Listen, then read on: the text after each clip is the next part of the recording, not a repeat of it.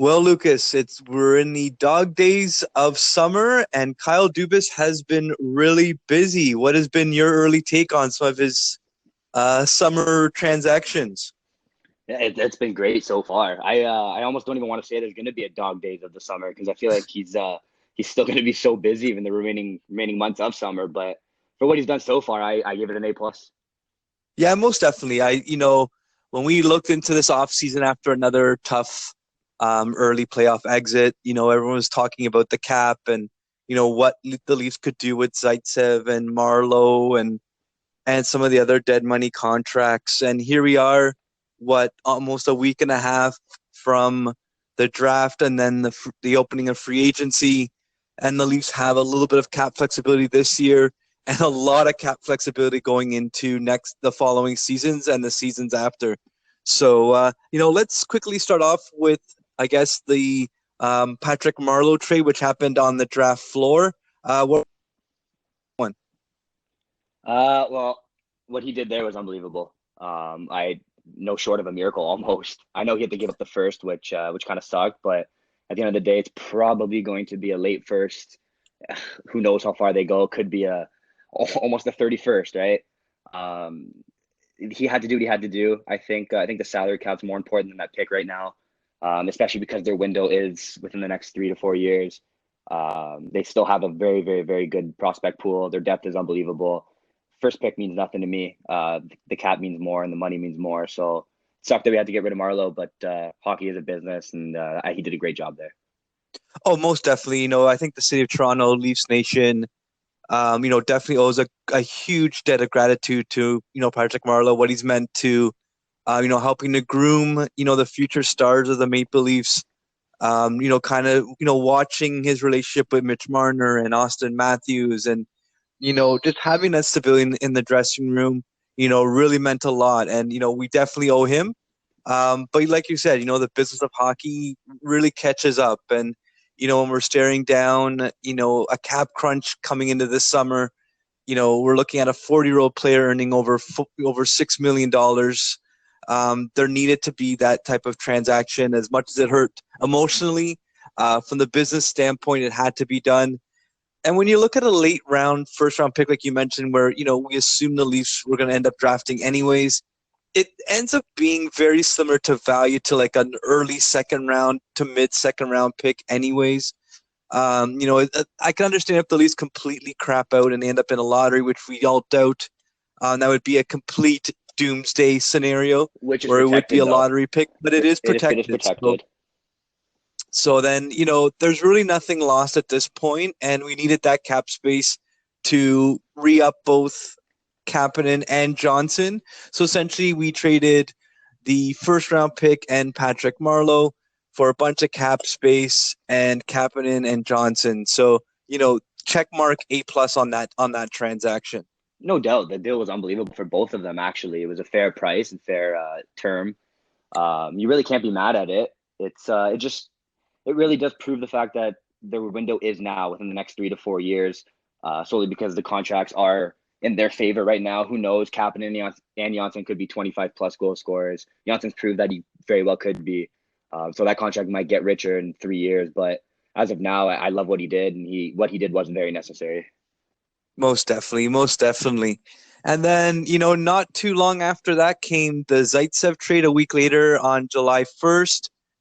And there we were once again, taking on, getting rid of another contract, but we had to say goodbye to another real soldier in Connor Brown. That kind of stung. I knew that there was going to be an additional asset needing to go. Connor Brown over the last couple of seasons hasn't performed well offensively, and that was just another and a change $1 million that came off the cap alongside Zaitsev. And return came Cody Ceci and Harper, I believe is his last name. Yep. So, what were your thoughts on what the Leafs received back from Ottawa? Well, first, I was definitely upset about the Connor Brown being moved, solely because I believed him as a player. I thought he was a great player for the Leafs. I think it was unfortunate that he played on a third/fourth line role last year. Because you can't forget, I mean, he was unbelievable in the OHL, and I know the parity between the two are crazy different, but I still think he's a great player, and I think Ottawa got some good value there at $2 million, I believe, or 2.5 mil, whatever his contract is. I think he'll be a good player. I think he's been in the league a while, so he knows what he's doing now, and he can. I don't want to say mentor because he's not a vet yet, but he's been around and he knows what he's doing, so that'll be nice in that locker room. And just the fact that we got off Zaitsev long-term contract. I know you have to re-sign CC to 4.5. I get that. Arbitration could have probably came in a little bit more. You'd rather be safe than sorry, but I'm still shocked that CC's on the team, to be honest. I don't know if he's going to finish out the year. Could be moved once Dermott comes back.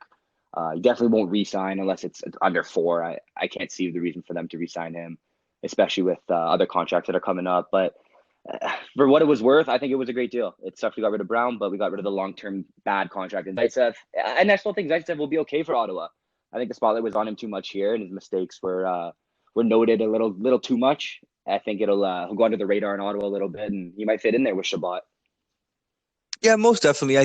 And that's so right. The Toronto media likes to nitpick, and then the fans kind of latch on to whatever criticisms. And it's not to say that Zaitsev isn't due for criticism, but a lot of times we saw him really calm down in the playoffs. I thought he did a wonderful job alongside Muzzin.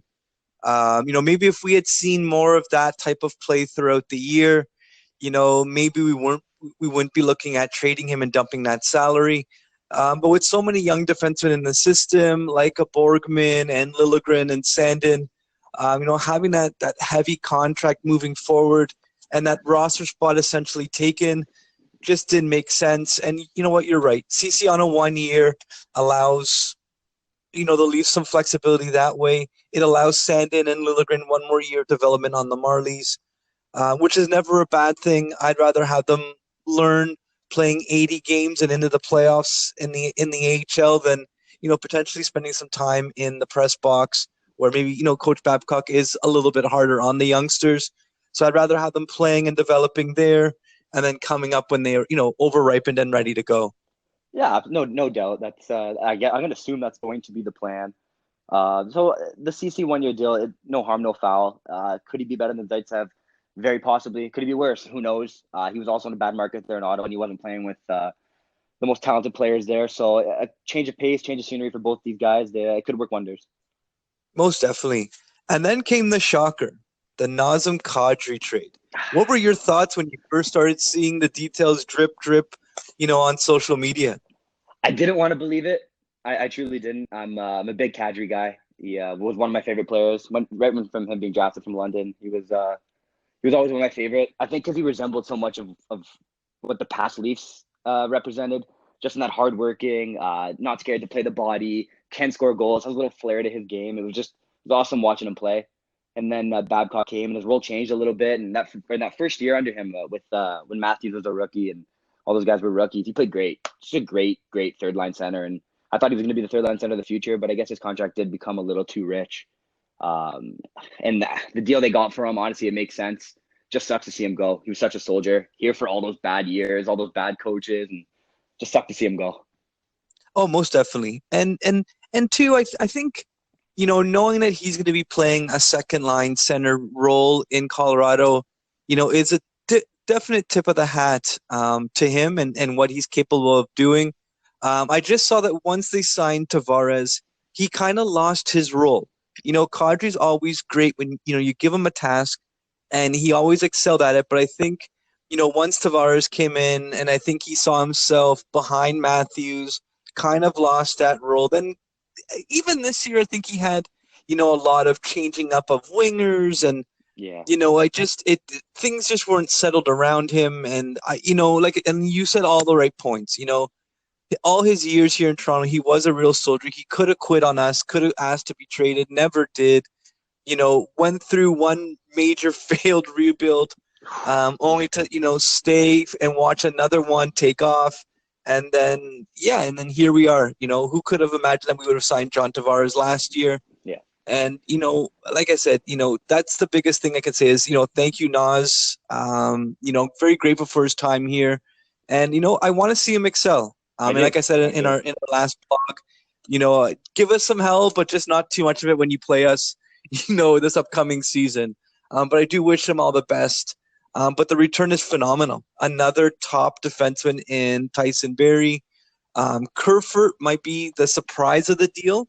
At that slots perfectly at that third center position, very speedy. And if the early reports are correct, we could be looking at a Kerfoot, Kapanen, Johnson third line, and that could be one of the fastest third lines in the entire NHL. So that does give me a lot to look forward to. No doubt. Kerfoot actually might be, like you said, a surprise of the trade. But in saying that, I don't know if he really should be a surprise. I don't expect him to be as prevalent, as noticeable on the ice all the time as Qadri really was. But I think that's kind of part of his game. I think he's going to fly under the radar and he's just going to do all the right things. He's going to chip the puck out when he has to. I assume he's a penalty killer. I Everything I heard about him. I mean, mind you, I just read tweets and articles about him. It's tough to watch Colorado games here in the East, but everything I heard about him is great. And I feel like he's always been one of those guys where you see him on the other team and you're like, wow, this guy's unbelievable. What's his contract like? Where does he play? What are his stats like? And you immediately get to know who the guy is. And I've heard nothing but good things. I'm excited to see him play. Most definitely, that one of the major reports, and I went back and looked at some of the tape. He's a very speedy player on the ice, and I think he'd really complement the other pieces on the Leafs roster, no matter where he ends up being slotted. But like I said, I guess as of right now, he seems to be penciled in at that third line center position. We're looking at possibly Kapanen and Johnson wingers. There's nothing to be concerned about with that line at all. And I look forward to seeing how those three connect and what that speed can do to some of the opposing teams. What a crazy first three lines, though. When you actually break that up, when you put Kerfoot lined up in the middle between Janssen and Kapanen, I guess you're gonna have more slotted at the second line left wing. Well, I guess the latest was that Ilya Myklev, that Oh, Russian, okay, okay. I did see that. seems to be with Matthews and Nylander because he does play a similar game to a Hyman, and I know Hyman's going to be injured, so we'll probably need an additional body to cover for him Right on. until he's back. But it's just the pieces are able to easily be slotted up and down the roster. And there's really a lot to be looking forward to, and who knows, there might still be some additional Marlies that surprise at camp and make their way up onto the opening day roster. Um, and the one signing that's flown under the radar, and I know didn't really get a lot of press, but I thought it was a very deft signing, was the Jason Spezza. I think it really fills in that mentor leadership role that we lost when Patrick Marleau was traded away. And I just think he slots perfectly at that number 4, but just having that veteran in that locker room to kind of keep things going forward. It was a nice passing of the torch from Marleau to Spez, and I don't think you could ask for a better veteran to come in at under a league minimum contract. And that's just it. You said league minimum contract. That's what makes it 10 times sweeter. You get the veteran presence and you get the team friendly contract to go with it. He's going to be a great defensive forward for us. He's going to slot in lovely on the fourth line. I assume he can move up and down the lineup too, depending on injuries. I can't say anything better than what I'm saying right now for Jason Spezza. He's always been one of my favorite players, and I'm sure he's loved by all the guys around the league, and only make that locker room better for sure. Most definitely, and I think it'd be a nice little addition too for the Moores of the world and for some of the other Marlies that might make their way up onto the major on the main roster as well. To kind of have that vet with that experience, just to kind of mentor them on the ice too. I think will do wonders for Moore's development and some of the other young kids that are on the roster. So all good stuff. All good stuff at this point. I'm dying to see what the rest of the summer looks like. We still have some other stuff hanging over Kyle Dubas's head, but Ooh, like what? Like what? uh, yeah, I guess there is that number 16 that hasn't been signed. He who shall not Um, be named. who shall not? Yeah, and you and I have had these conversations, and I know a lot of our listeners have seen, a lot of our tweets. I, I can honestly say with 100%, I predicted this No one believed it. No one way believed it. before in the fall. It just based on how the three RFAs were acting and how they carried themselves, and I we never heard from Austin Matthews' dad. We never heard from Michael Nylander. What kind of brought on a lot of the red flags were the Twitter exchanges from Paul Marner to fans. Then came the radio tour, which I don't know. It was just a very poorly timed. And then came the Darren Ferris, interviews the day that Austin Matthews signed his contract, and it kind of felt like they're trying to rob some of Austin's shine that day. It just all pointed to where we are today. What are your thoughts? I don't even. I'm at a point now where it's almost frustrating because it's almost like always, why the Leafs? Why Toronto? Why is it always such a struggle? Why can't they just sign their guys, move on? It seems so simple, doesn't it? You have such a talented roster. Nothing but good things has come so far. Yeah, you had the couple game seven losses to Boston, but you made it there. You scored a ton of points this year. You had a great season. I don't understand why it's so hard to sign the contract, considering the term that they're offering him and the money they're willing to offer him. And I know they've changed their contract a couple times now and their offer a couple times, but to me it seems like an absolute no-brainer. And I get it, you want the most money you can get. But if it doesn't work, and it clearly looks like it doesn't work, I don't see why he can't sign the contract. I genuinely don't get it. No, and neither do I. And I've caught a lot of heat on social media because I love the player, don't like the process, and I've been very uber critical of the process. Holding the team over the barrel. Yeah. Stealing Austin Matthews' shine the day of his contract signing, asking for astronomical record-breaking dollars for, in essence, 190-point season. Because if we look back at the other two seasons, he had eerily similar numbers to Nylander, that where a lot of fans don't give him much credit, whereas Marner had mid to high 60s. Maybe I think his most was 69 before Tavares came on board, or 67 points before Tavares came on board. Yeah. And I'm not punishing him because he played with Tavares. No, he earned those points, but he's not a goal scorer, so he's not in the realm of an Austin Matthews. He finished 15th in points in the entire league in standings, and his camp is still demanding a top 5 contract. Where I trip up over this is, you want that contract, but then I'm expecting Connor McDavid numbers. I'm expecting an MVP. I'm expecting a Hart Trophy. And anyone that's ever refuted some of my points, when I bring those exact points up, the McDavids, the winning the Hart, the winning the scoring title, and the Rocket Richard title, or for most goals, people don't think he can do it. So I'm not prepared to pay him a huge contract when his results may never get to that point, and he's going to have to wear that for the rest of his career. Yeah, absolutely. I couldn't agree more. And that's what's funny, because you mentioned the accolades and winning those trophies, and it seems so petty to base it off of winning trophies, but at the end of the day, it does matter. Austin Matthews has won his trophy, and he very well could win a couple more. He just has that potential, and he's paid to exactly his strengths. And what kills me is that, like you said, you know what, he had the 190-point season. That was a great season, and he should be paid accordingly. But if we take, let's just say, and I don't want to ruffle any feathers, a William Karlsson, for example, 40-goal scorer at one point, took the chance, bet on himself, didn't pan out. Who's to say this doesn't happen? Like, who is to say? We really don't know. Nylander came back, didn't really pan out. They're expecting a full 82-game season. He's going to play a lot better. I hope Marner can keep it up, but you're taking a chance. At the end of the day, you're taking a chance. You're getting paid for what you're going to produce, not what you have produced. If they think Marner can score 100 to 110 points, pay him the 10.5, 11. I don't know if he's going to ever reach that again. Could stay in and around 90, 95. But like you said, if he's not putting up McDavid numbers, he shouldn't be paid like him. Exactly. And two, where my biggest hiccup has been, and not every lockout is the same.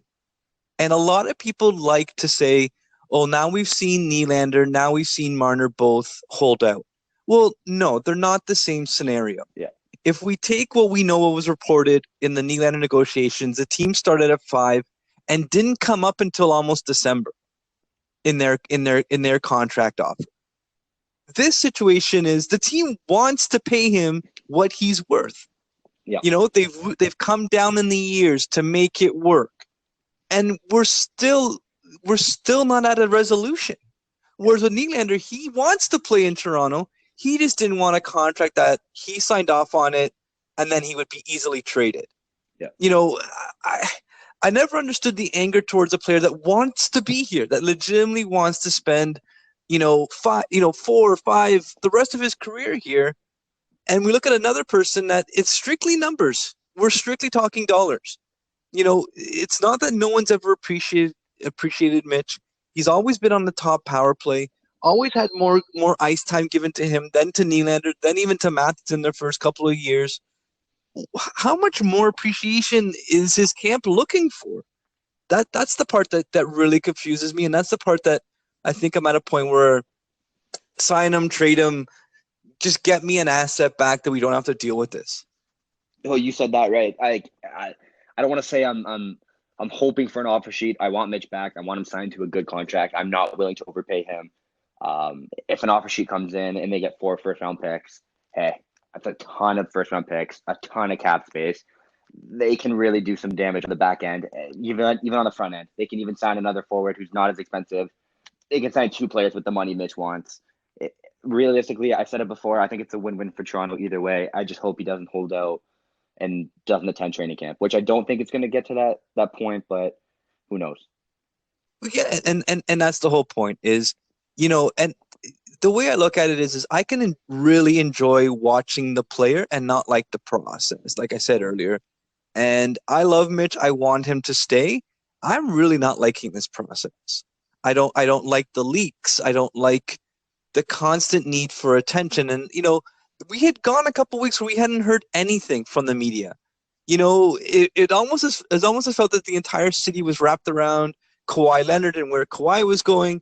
And then all of a sudden we started hearing leaks again, as if the Marner camp needed to have some shine back. And it's so disingenuous. You didn't want to negotiate all year. Now you want to try and hold the team over the barrel. And what we've seen with Darren Ferris in the past is he's done this with each one of his RFAs. We're still all waiting for the threat that his player is going to play in Europe. We know Mitch isn't playing in Europe, so let's just cut the chase and let's get to the signing and let's all move on and let's all try and restore the relationship, between him, his teammates, the team, him and some of the fans now, because now we're starting to see that resentment building online. This is just not good heading into his 4th year in the league. You said it best. And truthfully, I want it said and done. I want it over with. I want this team to be heading in an upward direction because it's talented. The roster's there. The players are there. The coaching's there. Everything, all the pieces are fitting together. We're just waiting for the last one. Truthfully, waiting for the last one. Barring any more moves, he needs to get it done. It needs to get it done soon. Yeah, and two, just from an overall league perspective, he's clearly holding up the rest of the RFAs. Yeah. Yeah. My intuition is if there is an offer sheet and the Leafs can't match it, there will be blood. Because the Leafs don't need to have a first-round pick next year to be able to offer sheet, as long as they have 4 in the next 5 years. So they could essentially start giving out the first-round pick in 21, 22, and 4 years from then, and that would be amazing. I do believe with the extra cap space and a very angry Leafs front office, that a lot of damage could be done on the RFA market with a trove of picks. And then not only could you be offer sheeting, a rival's RFA, but now they've got 4 additional first-round picks that are easily become very good currency to shore up the defense either now or closer to the trade deadline. No, you don't even have to move all of them. Realistically, with 4 first-round picks, that's a ton of picks, and there's more on top of that. I'm sure there's probably a second or third somewhere wedged in there. I'm not sure what the exact numbers of the compensation would be, but 4 first-round picks. It's not saying you need to give 4 right to LA to get Drew Doughty. I mean, toss 1 here, toss 1 there, and you still have a couple in the bank. Like it's one of those scenarios where I don't see Toronto losing. They either sign Mitch Marner, get his 90 to 95 points. They don't sign Mitch Marner, get a possible Norris winning defenseman / a better second line winger. Who knows what they can do? Ton of cap, ton of possibilities. Most definitely. And that's kind of where I'm at with this. I just want to see a resolution. And it's not about rushing it. I want a more business-like resolution, and I don't want to hear any more leaks. We've seen it through Darren Dreger, we've seen it through some of the others in the media. We know where all these leaks and numbers and threats of offer sheets are coming from. It's clearly not coming from the Leafs. I just don't get it. I don't get how anyone could think that this is doing the player any good from a fan perspective, or even like looking at some of the comments online and what some of the comments that were made in the past.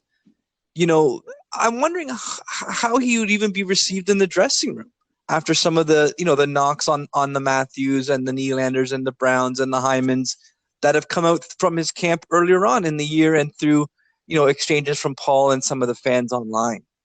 That's what I'm wondering. Is he texting his teammates in between all of this and trying to smooth things over? Like, I don't believe this is coming directly from him. So obviously it's coming from his father and or agent. And it's just obviously him and Matthews are close. Obviously Marner and I assume most of the team are pretty close. They're all pretty young guys. There's no way there's not dialogue between these guys. I understand it's one of those like unwritten codes. You let a guy deal with his contract because you want everyone to get paid. I understand all that, but at the end of the day, some of these guys have been in that locker room together for a long time, and they can see the end game, and it's just like he's not jumping on the bandwagon here to win that Stanley Cup. And I wonder if guys like Riley or Tavares are saying something, maybe not directly and coming right up to Marner and telling him what's up, but at some point saying, "Hey, we're gonna get this done. What are you thinking here?" Like. Yeah, like I said, it really puts a huge bullseye on Marner this year.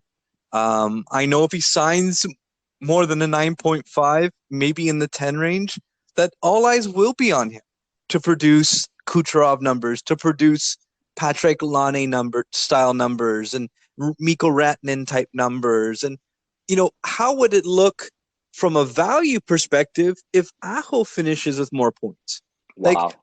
this larger picture becomes that much harder for Mitch to sell everyone on if his numbers don't meet what a $10 million contract, what you expect of an output from a $10 million contract or a $10.5 million contract, or anything more than the reasonable 9 to 9.5.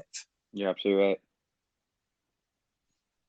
So and one final point, and I know everyone likes to say that Nylander got paid more, too much, but Nylander at 7 could potentially get you more dollar value and more production dollar value wise than Mitch at 10.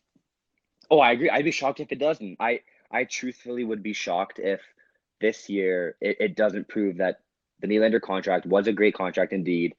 Almost an underpayment. I truly hope it comes in to be almost an underpayment. But I would say that I would take a Nylander contract and his point value over Marner at 10.5 and his point value. Solely because of where the Leafs are and who the Leafs have. I'm not saying one for Yes. one. I'm saying because the Leafs have Tavares, because the Leafs have Matthews, and because the Leafs have Nylander and Kapanen and Johnson, I would take the latter. Yes. And I think even if we can get, let's say Nylander has a bounce back year and he lands up with, a full year with Matthews, we know the type of chemistry that they have, starting from training camp and getting that full camp and getting his legs underneath him. What if we looking at a 75 to 80 point season with a much more improved Austin Matthews? We saw what Who's Matthews could do surprised? Would you without a be playmaker.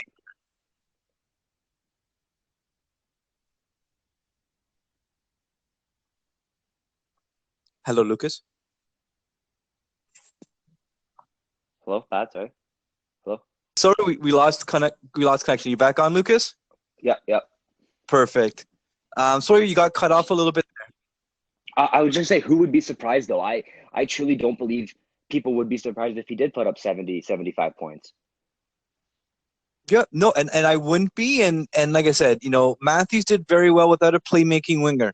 You put that Nylander Matthews combination back together for a full season, and maybe Nylander has a career year. And then we're looking at that $7 million contract and going, well, this kid just got 75 to 80 points. Yeah, That's really good value contract. yeah. And then we're going to look at Marner, who's maybe at 10, maybe at 10.5. And we're looking at what the same, possibly 90 to 100 points, and he hasn't risen in the point standings, and that's where the value and the pressure will really hit Mitch. Is you can sign for whatever and you can ask for whatever dollar amount, but that output needs to match that dollar amount, and I think you'll receive a lot of criticism if it doesn't.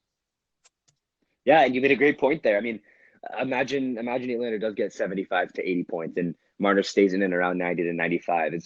If he gets 80, are those 15 points worth an extra 3.5, 4 million? On any other team, I don't think so. But for some reason, Toronto, it does.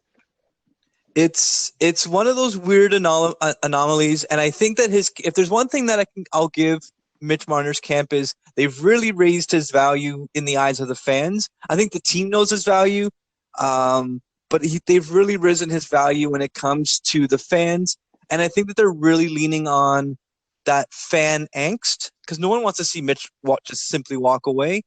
And Right. I think, there's a big portion of Leaf Nation that is just, so pro Mitch and we can't let him go and the whole rebuild's going to collapse.